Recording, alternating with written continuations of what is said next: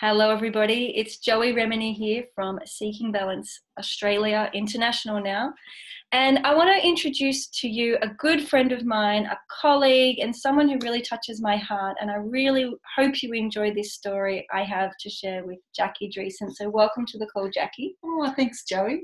So Jacqui is an ethnochoreologist, she's a dance educator, and Jacqui is also the director of Wild Moods International.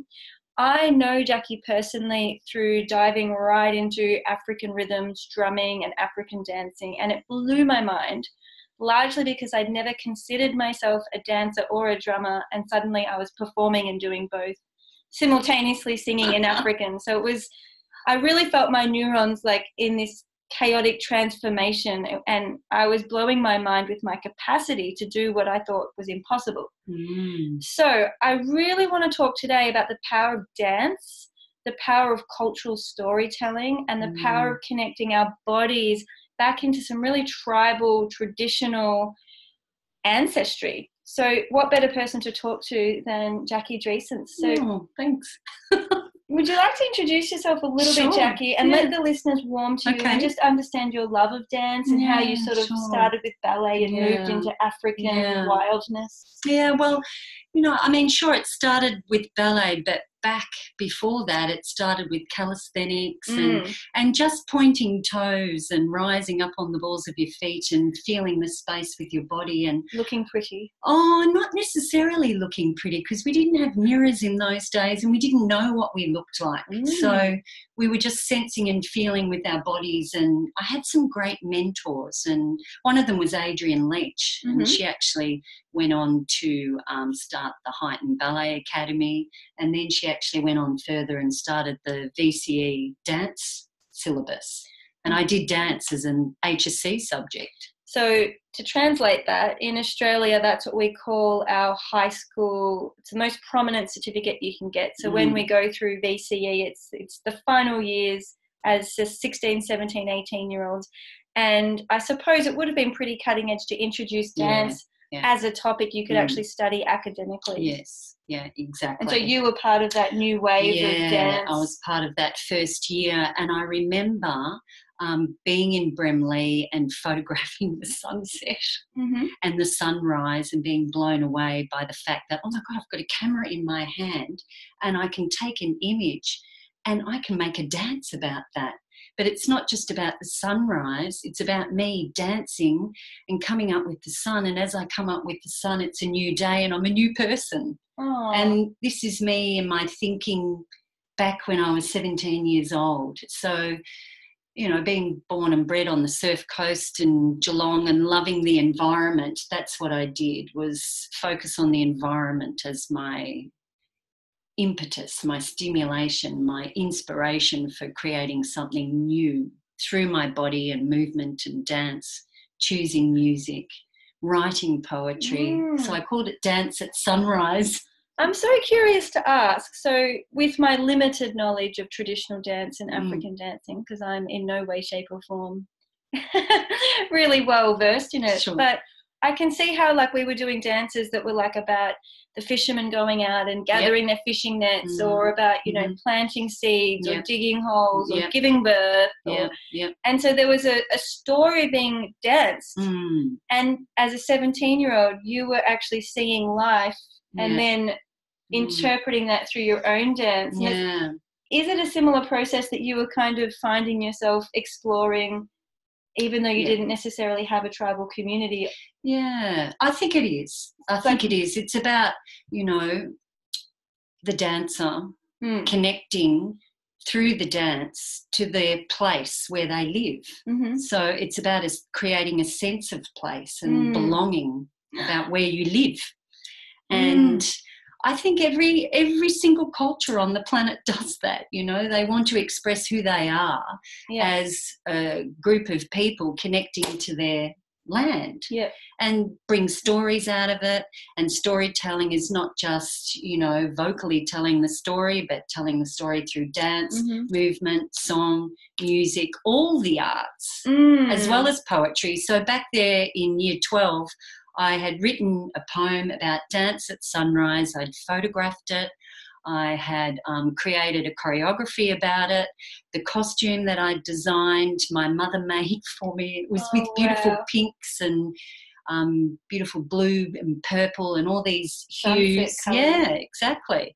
And so from there, I think that changed something in my way of thinking, where I realised, wow, I can choreograph a dance and it's completely new. It's not classical ballet, it's not tap or jazz. This is me and my movement vocabulary. So I remember feeling really empowered. This is so beautiful. And what I love about this is, A, it's so human, so accessible. Technically, a child could do this. Yeah. I love the fact it doesn't involve language. You could cross-culturally communicate without words by using body and movement and rhythm and is it happy, is it sad? You can really convey so much. True. The other thing I love about this is, when we're talking about neuroplasticity and brain health and well-being, a large part of that is how we express ourselves in the world, how we find belonging in place, how we relate our inner feelings and inner perceptions and inner sensory experience, how we communicate that to others. Yes, so true. And so I would love to invite everybody listening to this interview and this talk to consider, is dance and movement and connecting to story and expressing myself through movement or dance something that could help my neurons shift, something that could help me feel unstuck, something that could help me get a better idea of who I was, who I am, and who I plan to be. So sometimes it's not always about talk therapy or writing for thousands and millions of words in your journal. There are so many different modalities that work for different people. And so I really wanted to talk with Jacqui about this idea of communication through the body and storytelling and belonging. Do you want to talk a little bit about the work you did in the Children of the Blue Light or in Ireland and some of those bigger processes? Yeah, well, Ghana, West Africa, and then there's Ireland. Oh, they're two huge stories. And they're two separate identities as well. But Children of the Blue Light, essentially it was about, the blue light is, reminiscent of our aura and our capacities as human beings to heal ourselves. So I call that the blue light. It's like, we're sort of in the dark, and then you get this idea of, things aren't quite right. What can I do to change things, to make myself feel happier or understand what's going on? So I call that's the blue light, where we've gone from the dark and then the light starts to come in, and then I call that the blue light. So it's still like in the shadow or something. And it's the inception or the pregnancy of a new possibility. Yeah, exactly. And I also called it the blue light too, because I find that my son is, at that age, and this from children, they just go for it. If you give them the opportunity, they'll just go for it. So all you have to do is lead them into something and then make them feel safe in that environment, in that place, and then they just take off. So in other words, I had my son who was one of the musicians, and he composed the music in the female slave dungeon in the Cape Coast Castle in Ghana, West Africa. So this is an incredible place where people were bought and sold, as human cargo. Taken to America or taken all over? Taken to the New World, North and South America. So my child, Emmanuel, he's from Ghanaian ancestry, he's from Dutch ancestry, and he's an Australian. And he's a full-on Australian, kid, well, an adult now. But back then he was only 11, 12 years old. So I thought, my goodness, how do I find a way to make him realise that he is proud of his Dutch ancestry and proud of his Ghanaian African ancestry, but he's still Australian, this is where he was born. So when I went to the Cape Coast Castle, I was really taken aback on how beautifully it was curated and how the Ghanaians were so wonderful at finding ways to help people find a new way of forgiving and moving on. So they found a way to take you through the doors of no return, close the doors, and then the doors were opened and you were welcomed back into Africa. And I just had goosebumps thinking, this is so wonderful. It's like I've been sent off. But now Mother Africa is welcoming you back. And we were given beautiful green leaves to put on our head and everything like that. And while I was there, I really witnessed a lot of people who were in tears and releasing anger and finding their roots, you know. And I really admired the Ghanaians, how they did that in a very nondescript, ritualistic way, very simple. And so for myself as a choreographer, you know, I love working with performance rituals. So there's something that happens in that space that transforms both the audience and the performer at the same time. And that transformation I also call the blue light. So I invited Asante Dance Theatre in Cape Coast, Ghana to be a part of this, and as well as Wild Moves International, who are, you know, anyone who's coming to Ghana on our study tours back then. And we all painted ourselves blue to represent the blue light, and we all put on traditional Ghanaian blue cloth. And so we were representing how do we as performers, as musicians and dancers, we know we have that capacity to tell a story through music and sound and movement and dance and performance rituals, so that you bring the audience into the story. And we want to say, yes, this was a terrible time, and we never want this to ever happen again in humanity. But let's celebrate the fact that, you know, we are here in this space, it's still standing, and it's a fortress, and even that word is controversial. Or is it a castle? What type of space is it? Is it a slave dungeon? Enslaved people were there. So, you know, it conjures up all these words. So I wanted to go in with the Asante Dance Theatre and Wild Moves International to create a story about we as dancers and musicians can actually create change in this space in time. So it's about actually going back in time in the same space, reenacting what happened, but in an artistic way, through with dance respect. and song. Yeah, and traditional drumming and dance, but also through contemporary choreography, because the contemporary dance, you know, can weave into a particular cultural dance form, and then it's able to create something new with the fusion of the two cultures. So you don't know whether it's African or it's Western or whatever, because we're all in it together as well as the audience. So, yeah, and it finished with the whole audience joining in a circle or a spiral that spirals in, and then we all spiral out. And it's like that in itself is a transforming spatial pattern, and lots of cultures use the spiral.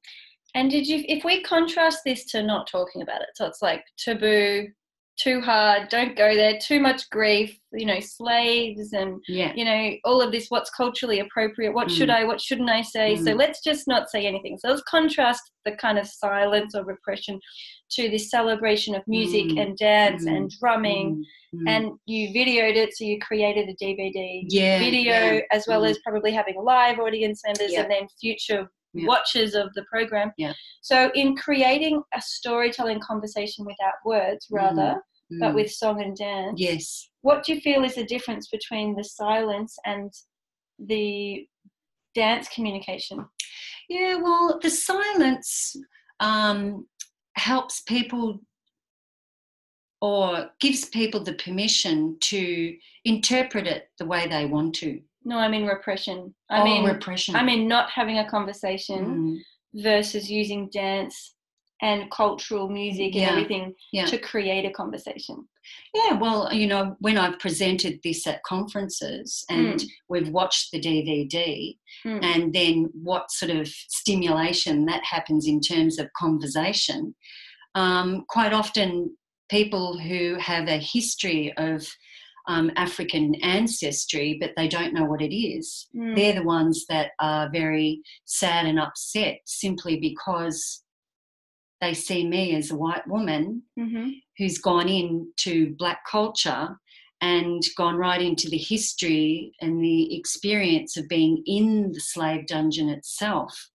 And they feel a sense of loss because they don't know what their roots are. They just know that their DNA is African. So there's sadness there. It brings up grief.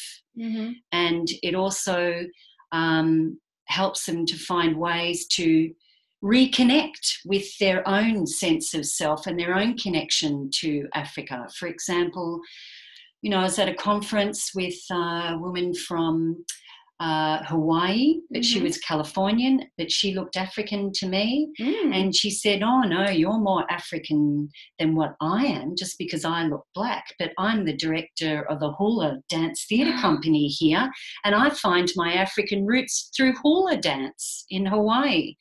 So the dance is a way in. There is no barriers and borders with dance and music.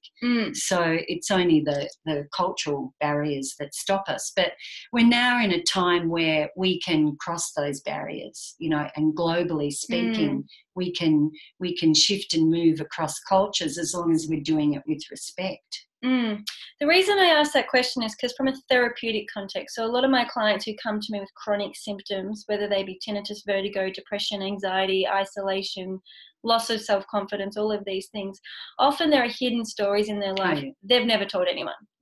And there's shame and there's grief and there's deep sadness, and they've never known how to express it, how to even have that.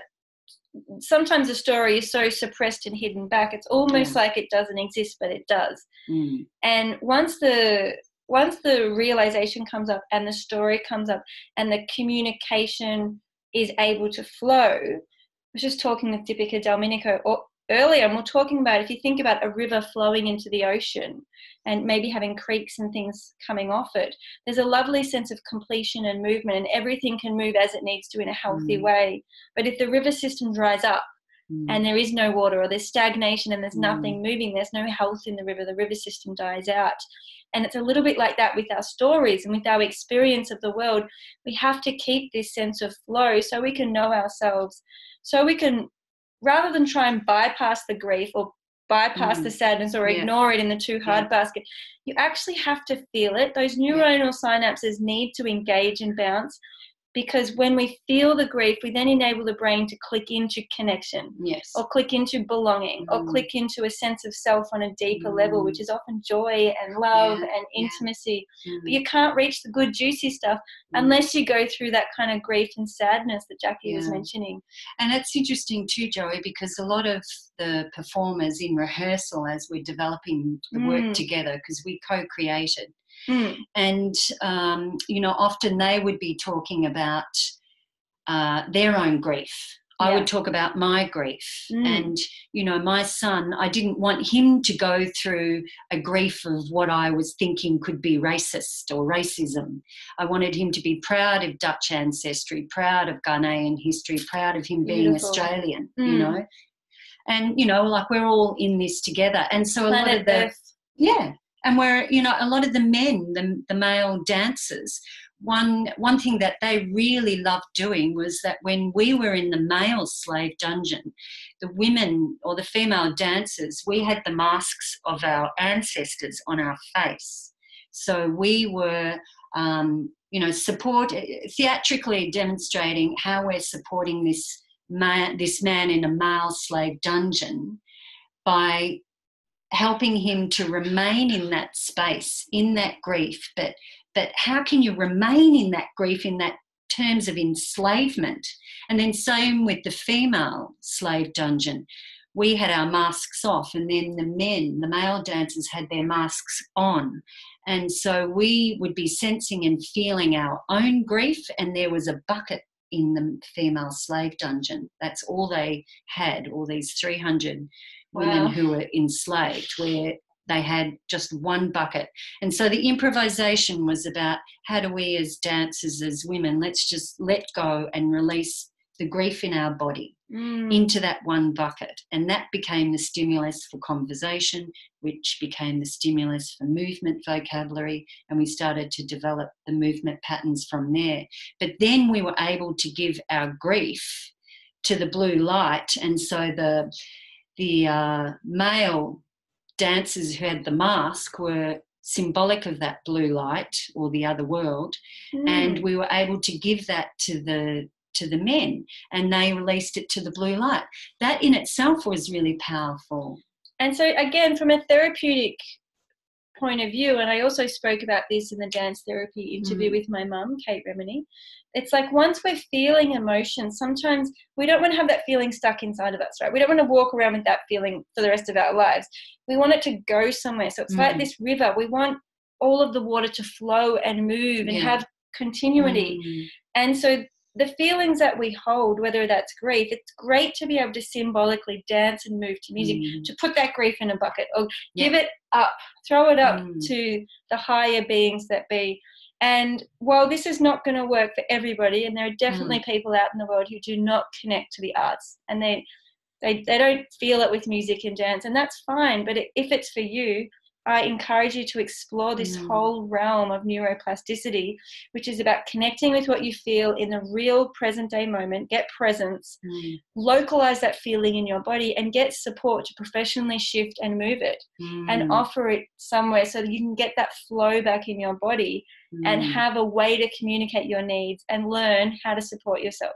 Yeah, the flow is really important, because when you're in the flow, you know, you just get happy hormones. I love it. Yeah, well, we get in that alignment, and that connects us back into our soul. And, you know, I've even had moments of deep sadness, you know, and it's just felt so beautiful. Like sadness gets such a bad rap, but actually when you consciously connect to sadness, something about that connection and that soul alignment of truth is actually really relevant and really pertinent and profound. Very powerful. Yeah, and it's not like it goes on forever. It's just, you know, you have an experience of sadness, which invariably is going to lead towards something like joy. Yeah.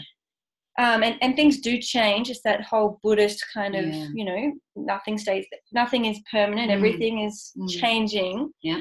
So I just really encourage anyone listening you don't need to be afraid of what you feel. And if you haven't yet found a modality that works for you to engage with your neurons, to help rewire and reset new, healthy, emotional regulation and processing and perception pathways, there are so many options. And I wanted to really talk about this sense of story, communication, self-knowing, and using dance as a modality. I was going to say also, you know, from Children of the Blue Light, it really unexpectedly tapped into my deep inner sadness, and that blew me away. So blue being the appropriate word, once I went into my own thesis writing in my master's in ethnochoreology, that's what I explored. I explored my sadness and my grief from out of the blue. So I called my thesis Out of the Blue. This is in Ireland. Yeah, in Ireland. And so I wanted to explore also not just out of the blue in terms of Children of the Blue Light, but, you know, how did I come to leave Australia, leave family, leave community? And, you know, I had a really great place here in Australia and a great job, and I resigned. You know, and I went to Ireland and was on my own, and I just got right into my art form in arts practice. And how did I, as a choreographer, Australian choreographer, adapt to my Irish or developing Irish identity? It's like, oh, who the heck am I? I've been in this job for 26 years and suddenly I'm not there.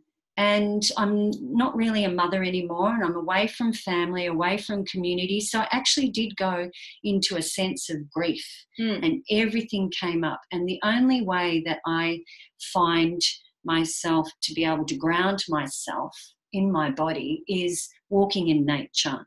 And so I found myself walking along the River Shannon, and that ended up becoming my thesis. So I started to develop my story about who I am as a woman, you know, in my mid-50s, developing a new identity through this river. So I actually fell in love with the river and the ecology of the river. And so my choreography, my soundscape, my creative writing, and then my performance ritual was how I honoured the river. So as I honoured the river and how she changed seasons, I actually changed myself as well. And so anthropologically, which is the study of living culture and how we live in our culture, I just documented that through film and responded in the dance studio. And as I responded moving in the dance studio, you know, the African feel comes into it, and all my other dance styles come into it as well. So I put that together in a film over a period of a year. And then that ended up becoming the study of my past, whereas my present day self, I painted in blue. So I connected with children of the blue light in Africa. But then I danced with myself in the past in the film. And so the trajectory of my shadow on my past self and me in the present is what the audience is seeing. Amazing. And is what I'm seeing as well. So I'm experiencing this present future self along with the audience. There's so much goodness in this, because part of really being the person we want to be and having well-being, right? And people who are consciously engaged in neuroplasticity because they choose, all of my clients, right, they are forced to meet themselves every day. It's like, hello, who are you today? You know, what I don't know what to expect today. Like, who am I today? Who is this person? And to approach every day with this fresh curiosity is just ripe for healing. Because it's when we get stuck in the old stories and we don't allow ourselves to grow, and we try and be that person we were last year or 2 years ago or 3 years ago, and we're always comparing ourselves to how we were. That's actually not even living. Like, that is stuck in the past, and it breeds pain. And from that place, your brain is like, I can't be that person 3 years ago. Like, it's physically impossible for me to take all of my cellular body back to that place 3 years ago. You have to be present. You have to feel, acknowledge, and meet yourself with humility and kindness. Ideally, we accept how we are and who we are in the present moment. And from that place of love and self-compassion, our brain is actually able to be more creative, more responsive, and more innovative with how it builds neural pathways that enable us to be our best version of our future self, instead of being stuck in this horrible comparison and toxic impossibility of the past.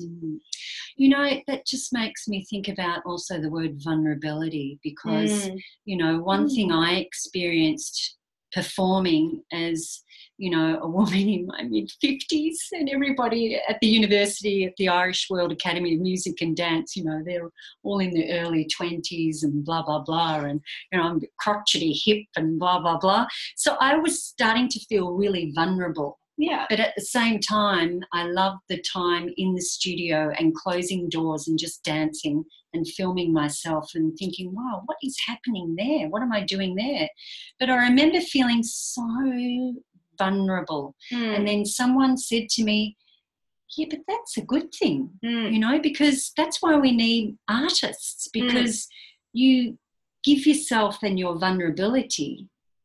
And that's what the audience actually connects with, is the fact that, oh, they start to see maybe themselves in what you're doing, or what we call it the anthropology of the senses. So because the audience is sensing and feeling, and we're setting up, you know, a situation where we're sensing and feeling, so that the audience is smelling whatever is going on, or what herbs or sound or whatever movement they're seeing, or, you know, smells that they're smelling. So they're using their senses to look at what we're experiencing and putting on offer.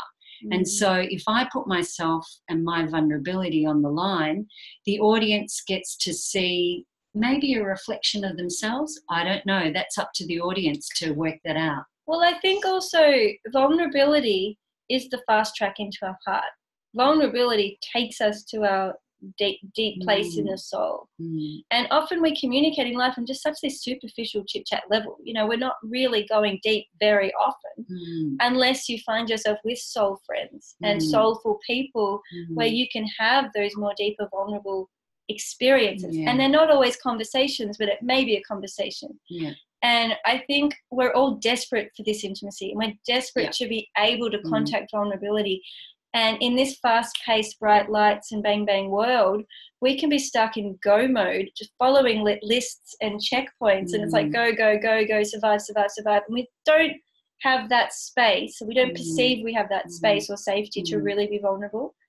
And so sometimes when we're in or maybe we're visiting some type of artistic performance or gallery, could even be a painting, and it just floors us, and there's something that touches us, and it can be just the raw human vulnerability, and it can be confronting, it can be ugly, it can be difficult, but there's a part of our heart and soul that is actually yearning for that deeper connection.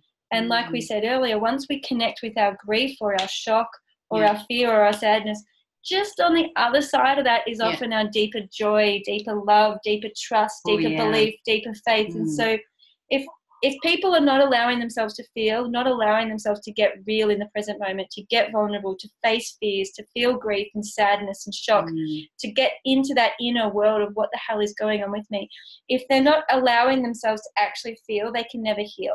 They're actually roadblocked.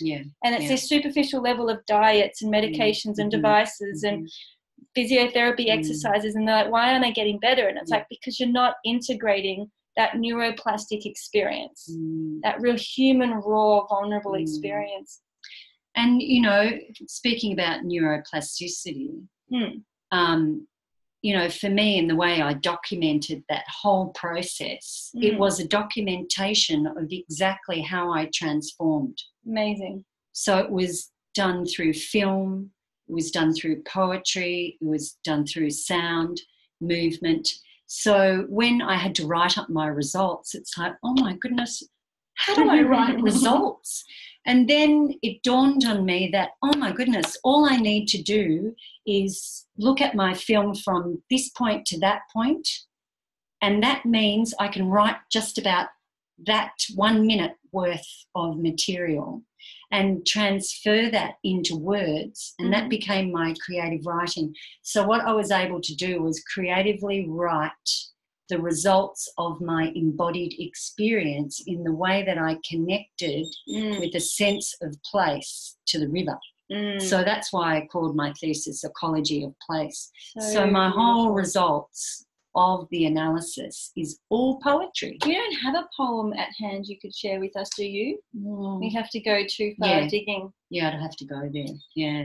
I love something. I love, we might wrap up the conversation here, but all humans, more or less, share a lot of really common needs and common fears. And one is belonging, like fear of not belonging, fear of being rejected, fear of being shamed, fear of not being good enough. We want to belong. We want to have a sense of place. We want to have a sense of connection. And this is where stories, lineage, connecting to our traditional ancestors, having a really healthy sense of past, present, and future connection, it really opens us up and our brain up for a sense of safety. And as you've heard me say a million times, if we don't feel safe, we cannot use neuroplasticity. If we're operating from fear and anxiety, the brain is clamped in. It's no-go zone. So connecting to place, having a sense of belonging, and knowing who you were, who you are, and who you're going to be is just incredibly healing. And quickly on that note too, my Irish supervisors and examiners, one thing that they said to me was, wow, I'm Irish and I've never looked at the river like that before. And see, that's where they also, and I mean, I just love the Irish people and their sense of wanting to know about everything else out there in the world, but they have such a strong sense of identity, you know, that's connected to land. And for them to say to me that they're Irish, but they've never looked at the river in that particular way. So I brought this new perspective for them. And that's what I was a bit scared about doing, because it's like, who am I coming into their culture and their land and being an Australian and doing an interpretation? Yeah, but who are you not to? Yeah, exactly. Because we're all equal. No one's more special or less special. You're no more special or less special than anyone else on the planet. Yeah. And I truly believe in oneness. I believe we all share this planet Earth. To me, racism does not even exist. Yeah, so we are all so beautiful, and I am absolutely fascinated when I meet people from different cultures and I want to learn. And I'm not suggesting we're all the same. Of course we're different. And I celebrate those differences and the diversity. And this is the beauty of therapy, actually, is that often there's only so much we can see ourselves. Like, we've got our blinkers on, we've got our patterns and our habits. And when you have an outsider come in and witness and observe with you, that outsider's perspective will see you with fresh eyes and will see you with a fresh energy. And that actually can be the thing that is missing that you need to help you get over that hurdle and get unstuck. So that's where this human healing process does not have to be alone, and I don't encourage anyone to stick this out alone and try and figure it out yourself, because that can just take forever and potentially never happen. Yeah, sure. So use as many resources as you can, have a support team, be really open to exploring different modalities. Don't care what other people think. If it works for you, it works for you, right? And so I wanted to open up this conversation about dance, about movement, about stories, about belonging, because these are all really rich and integral parts of integrative neuroplasticity.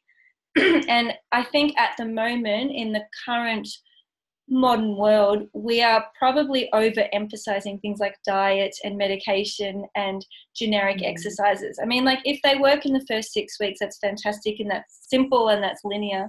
But if your condition is more chronic and you have chronic tinnitus or forms of severe vestibular disorders or triple PD, vestibular migraine, it could be that you actually need to go through a deeper, integrated, more soulful process to get out the other side and actually feel yourself again. Reinvent who you are. Reinvent who you are, yeah. And I mean, I think that's why so many people love travelling, because you reinvent yourself. Yeah, the moment you step out of your own place. It can be, or you can come back and realise you're just coming back to all the problems that you left in the first place. So it doesn't always work that way. That's true too. So I just want to say thank you so much from my heart, Jacqui Dreessens from Wild Moves International. I'm going to put a link down that you can search Wild Moves International and find Jacqui. She's active, really active on Facebook with a Facebook group. And I'll put that link down. Okay, sure. Any last parting words of wisdom and joy for the listeners? Yeah, look, I think, you know, walking in nature as one, feeling your feet touch the earth, heel, ball, toe, or if you're jogging, toe, ball, heel, you know, making that connection with the earth. So you're sensing and feeling the skin on your feet connected to the earth, because the earth's just vibrating.